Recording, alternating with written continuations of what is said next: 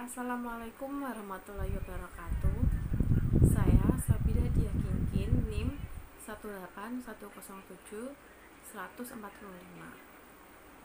Saya di sini akan menyampaikan sedikit materi mengenai sel hewan dan sel tumbuhan. Oh ya, bagaimana kabarnya? Apakah dalam kondisi baik? Dan semoga kita selalu dilindungi dan selalu dalam keadaan sehat. Amin. Dan jangan lupa untuk absensi setelah selesai pembelajaran ini.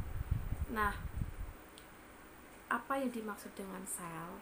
Apakah kalian sudah mengerti apa itu sel?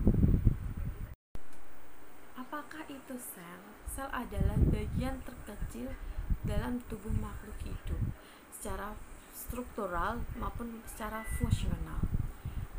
Dalam tubuh makhluk hidup, sel bekerja tidak sendiri, tapi berkelompok. Nah, sel dibedakan menjadi dua, yaitu sel hewan dan sel tumbuhan. Yang pertama, kita akan membahas tentang sel tumbuhan. Sel tumbuhan itu terdiri dari, yang pertama yaitu nukleus atau inti sel. Nukleus merupakan salah satu pusat utama di mana sel menjadi koordinatornya. Nah, yang kedua yaitu kloroplas atau plastida, yaitu bagian dari organel sel pada tumbuhan yang membawa pigmen warna hijau itu ya. Yang ketiga yaitu ribosom. Ribosom menjadi tempat untuk sintesis protein, dan organel sel ini terdiri dari protein dan asam ribonukleat 40 dan 60%. Yang keempat yaitu mitokondria. Mitokondria memiliki fungsi untuk memecah karbohidrat kompleks dan gula sehingga bisa dimanfaatkan oleh tumbuhan itu sendiri. Yang kelima yaitu badan Golgi. Badan Golgi memiliki fungsi untuk mengangkut zat kimia keluar dari sel setelah lemak dan protein disintesis oleh retikulum endoplasma. Yang keenam yaitu retikulum endoplasma, yaitu memiliki fungsi sebagai jalur penghubung antara inti dan sitoplasma dalam tumbuhan. Yang ketujuh, vakuola.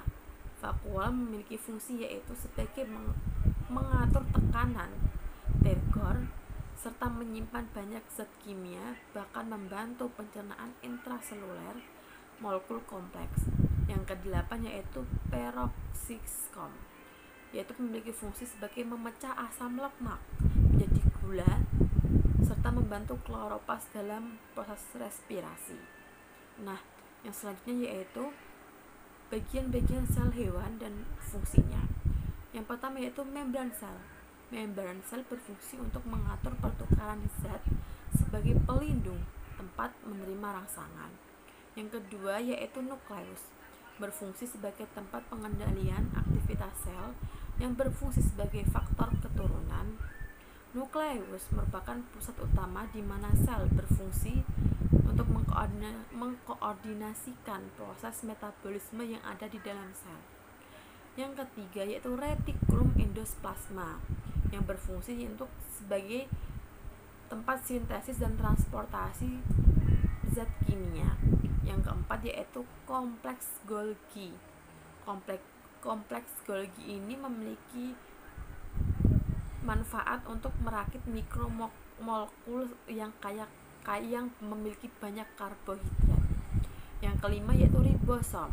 Ribosom ini berfungsi untuk tempat berlangsungnya sintesis protein. Yang keenam yaitu mitokondria. Mitokondria berfungsi sebagai tempat respirasi aerob. Dan yang ketujuh yaitu lisosom. Lisosom memiliki fungsi sebagai tempat mencerna bahan-bahan dari luar sel dan bahan yang tidak dipakai dari dalam sel. Yang kedelapan yaitu badan mikro, memiliki fungsi sebagai enzim katalase dan oksidasi yang disebut perilisium, yang mengandung enzim untuk daun asam glioksiat yang disebut pada tumbuhan. Yang ke-9 yaitu sentrosom, yang yaitu memiliki fungsi atau berperan dalam pembelahan sel, yaitu pada pergerakan keromatin. Yang ke-10 sentriol memiliki fungsi mengontrol pembentukan benang-benang gelondong selama pembelahan sel.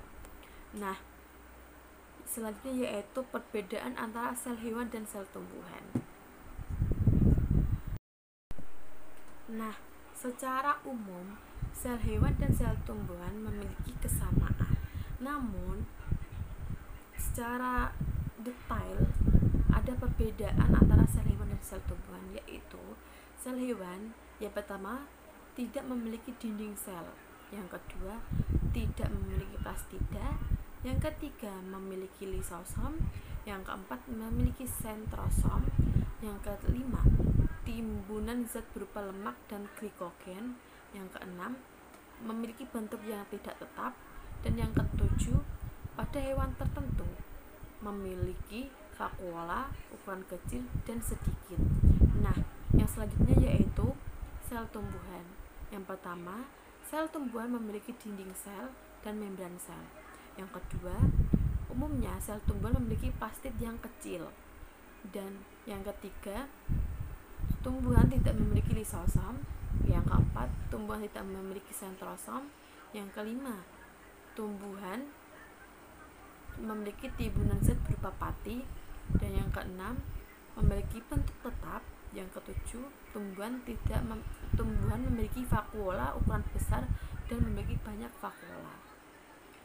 Nah, sekian yang dapat saya sampaikan, sedikit materinya.